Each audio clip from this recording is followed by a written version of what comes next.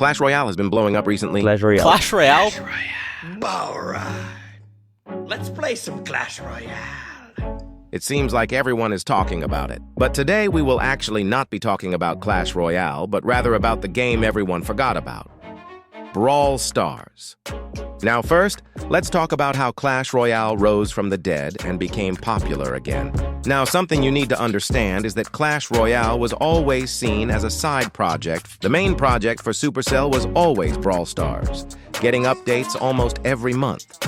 And this definitely paid off, as Brawl Stars was pulling numbers. But Brawl Stars added more and more pay-to-win aspects, making it almost impossible to progress without spending money on the game. Not only that, but the game was getting pretty boring. Everyone was quitting and Supercell needed a savior, and that savior was Jinxie. Jinxie single-handedly revived the game solely because he thought it was fun and posted videos about it. Jinxie posted funny clips of the game on his YouTube and streamed the game constantly. And with his funny personality,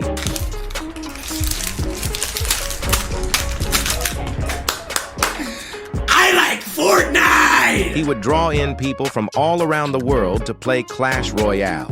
But this isn't the first time Clash Royale had popped off.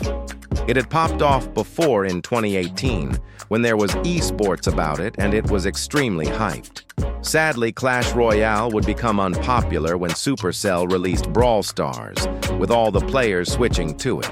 But just like Clash Royale, Brawl Stars had only a couple of years at the top before it fell off again. But this was quickly fixed with some banger collabs that Brawl Stars had made, leading to it reviving again and becoming popular. While this lasted for a while, this brings us back to right now, where Brawl Stars has become too pay-to-win and boring. So, Clash Royale blowing up again actually has some really interesting effects on Brawl Stars. On one hand, it's great news. When Royale gains attention, people start looking at Supercell's other games too, and that naturally leads some new players into Brawl Stars. Plus, more money and hype around Supercell usually means more resources for updates and events across all their titles. But there's a downside too. With so much spotlight on Royale, Brawl Stars risks getting overshadowed.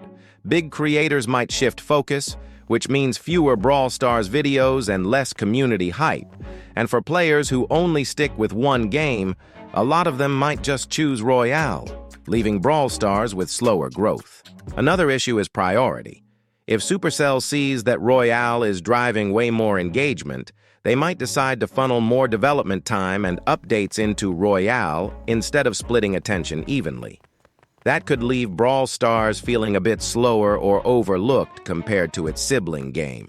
And finally, trends move fast. If Royale surges while Brawl Stars stagnates, it could give the impression that Brawl Stars is the weaker title, which can hurt long-term growth. Now, a valid argument would be that Clash Royale is also pay-to-win, if not arguably more pay-to-win than Brawl Stars. And I would agree, but I have to agree that it is still fun to play even without spending money.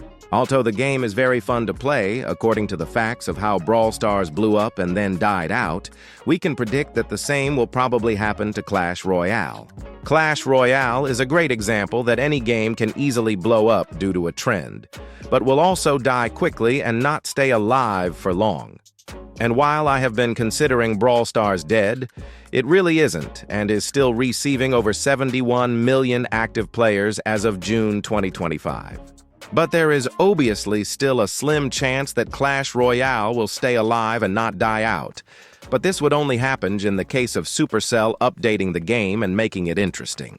Right now, one of the biggest complaints is how slow progression feels.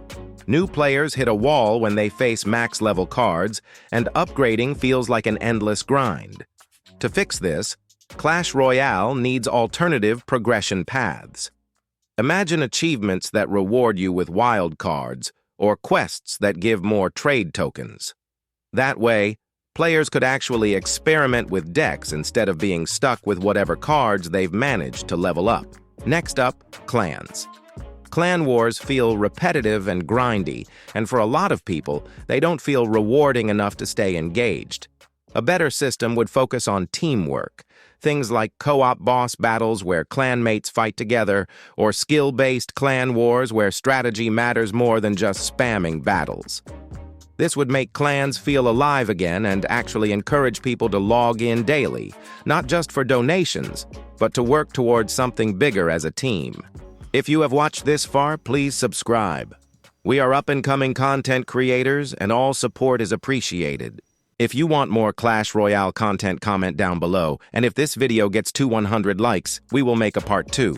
But that's it for today. Thanks for watching. Bye!